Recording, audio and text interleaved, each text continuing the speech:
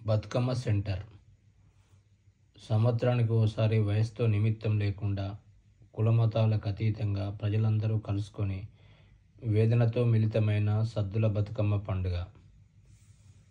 తెలంగాణ అస్తిత్వాన్ని, అమరత్వాన్ని, పువ్వులను పూజించే గొప్ప సంస్కృతి సంప్రదాయాలను ఖండాంతరాలకు చాటి చెప్పిన పండుగ. సంబరాలు జరుపుకునే ఉత్సవ నిలయం, గ్రామ జీవనాధారం, జీవనాడి, జీవకర్ర అయిన పెద్దిరెడ్డి చెరువు కట్ట.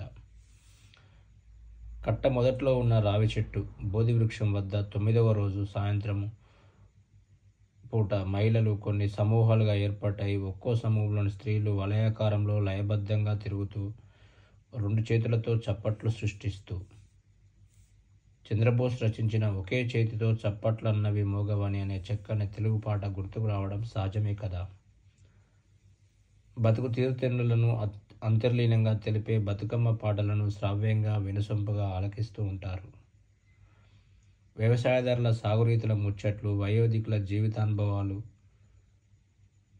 చిన్నపిల్లల చిలిపి అల్లరి, విద్యార్థుల చదువుల కోలాహలం, ఉద్యోగార్థుల భగీరథ ప్రయత్నాల వివరణ, ప్రేమ పక్షుల, చకోర పక్షుల ఎదురుచూపుల సందడి, కోలాహలం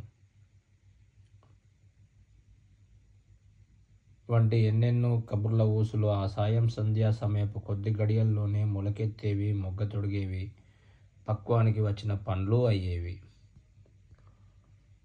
ఇక ముగింపు కార్యక్రమంలో ఇచ్చిపుచ్చుకునే వాయనం, పంచుకునే పల్లి మక్కసత్తు ప్రసాదం, మనసుల్లో తెలియకుండానే వచ్చి చేరిన మాలిన్యాలు ఏవైనా ఉంటే వాటిని శుద్ధి చేసే అమృతమయ్యేది.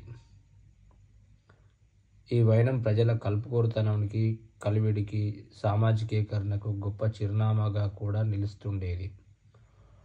ఆటపాటలు ముగిసిన అనంతరం తాంబాలాల నుండి, పల్లెంల నుండి మెల్లగా జారవిడిచిన దీపసహిత బతుకమ్మలు ఆ రాత్రివేళ చెరువు నీళ్లలో వెలుగులు నింపుతూ ముందుకు సాగుతున్న అపురూప దృశ్యాలను వీక్షిస్తూ మదిన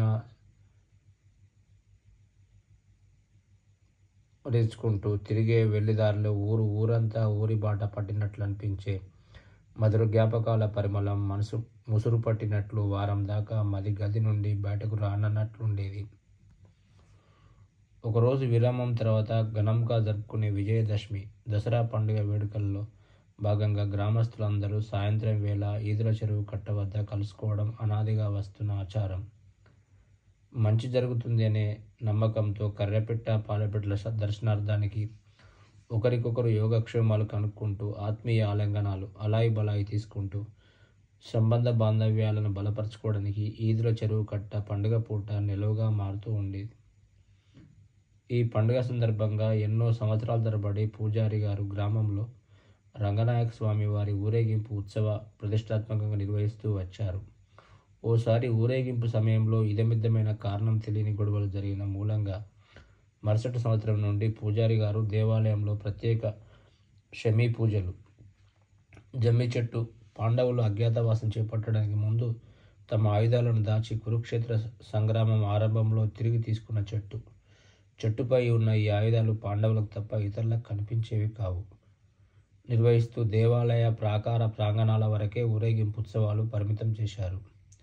ఈ షమీ ఆకును సేకరించి పెద్దవాళ్ళ తల్లిదండ్రుల చేతిలో పెట్టి వారికి పాదాభివందనం చేస్తూ వారి నుండి ఆశీస్సులు తీసుకునే సత్సంప్రదాయాన్ని పాటించడం ద్వారా విజయదశమి వేడుకలకు ముక్తాయింపు పలుకుతారు.